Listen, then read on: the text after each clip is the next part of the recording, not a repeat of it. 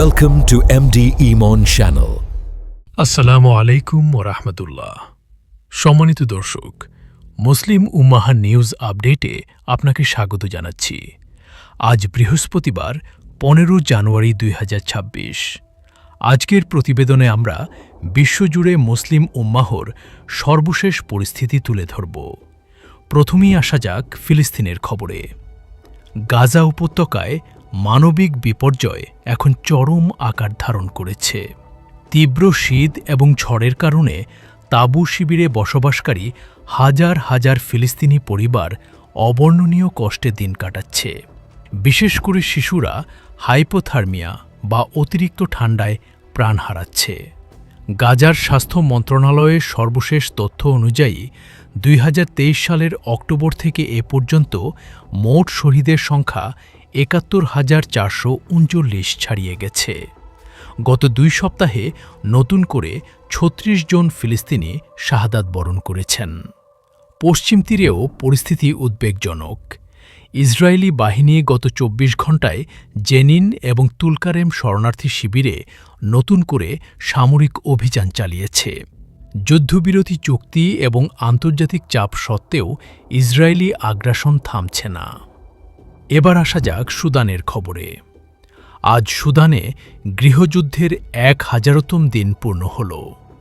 আন্তর্জাতিক অভিবাসন সংস্থার রিপোর্ট অনুযায়ী এই সংঘাতে দেশটির প্রায় ১/৩ মানুষ বাস্তুচ্যুত হয়েছে। সুদানের অভ্যন্তরে এবং প্রতিবেশী দেশগুলোতে প্রায় ১,২৫,০০,০০০ মানুষ শরণার্থী হিসেবে মানবেতর জীবনযাপন করছে। দারফুর অঞ্চলে জাতিগত নিধন এবং রাজধানী খার্তুমে সংঘর্ষ আরও তীব্রতর হয়েছে। সুদানি সেনাবাহিনী এবং র্যাপিড সাপোর্ট ফোর্সেসের এই ক্ষমতার দ্বন্দ্বে সবচেয়ে বেশি ক্ষতিগ্রস্ত হচ্ছে সাধারণ মুসলিম জনগণ। দুঃখজনকভাবে আন্তর্জাতিক মিডিয়ার নীরবতার কারণে এই সংকট এখন ভুলে যাওয়া যুদ্ধ হিসেবে পরিচিতি পাচ্ছে। এবার ভারতের খবরে আসা যাক। সাউথ এশিয়া জাস্টিস ক্যাম্পেইনের সদ্য প্রকাশিত রিপোর্টে বলা হয়েছে ২০২৫ সালে ভারতে অন্তত ৫০ জন মুসলিম বিচার বহির্ভূত হত্যাকাণ্ডের শিকার হয়েছেন। ইন্ডিয়া হেট ল্যাবের রিপোর্ট অনুযায়ী গত বছর ১৩০০রও বেশি বিদ্বেষমূলক বক্তব্যের ঘটনা রেকর্ড করা হয়েছে। কাশ্মীরের সাবেক মুখ্যমন্ত্রী মেহবুবা মুফতি অভিযোগ করেছেন যে পুলিশ মসজিদগুলোকে অপরাধের স্থান হিসেবে প্রোফাইলিং করছে। এটি ধর্মীয় স্বাধীনতায় সরাসরি হস্তক্ষেপ বলে মনে করছেন মানবাধিকার কর্মীরা। এবার রোহিঙ্গা সংকটের খবর। দ্য হেগে আন্তর্জাতিক বিচার আদালতে গাম্বিয়া বনাম মিয়ানমার মামলার শুনানি গত ১২ জানুয়ারি থেকে শুরু হয়েছে।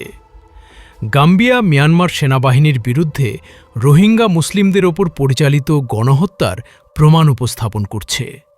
বাংলাদেশে আশ্রয় নেওয়া রোহিঙ্গা শিবিরে ২০২৫ সালে নতুন করে ১.৫ লাখ শরণার্থী যুক্ত হয়েছে।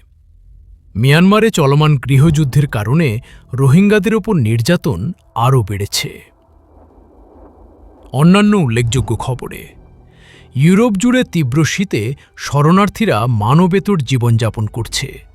বিভিন্ন দেশে উগ্র ডানপন্থী শক্তির উত্থানে হিজাব এবং ইসলামিক প্রতিষ্ঠানের ওপর নজরদারি বাড়ানোর প্রস্তাব করা হয়েছে।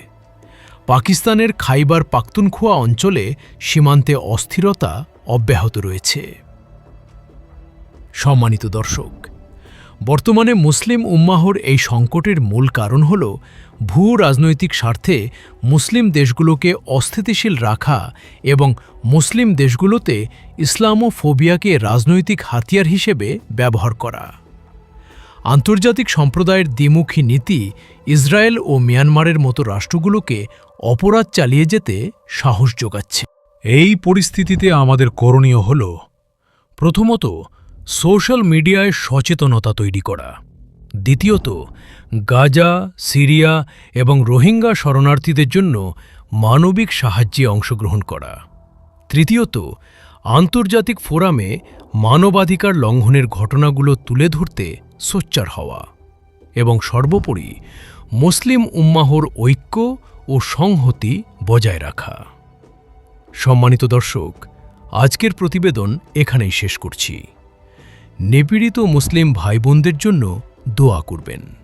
আল্লাহ তাআলা সকল মুসলিমদের সাহায্য করুন, আমিন। মুসলিম উম্মাহ নিউজ থেকে আপনার সাথে ছিলাম আমি। আসসালামু আলাইকুম ওয়া রাহমাতুল্লাহি ওয়া বারাকাতুহু।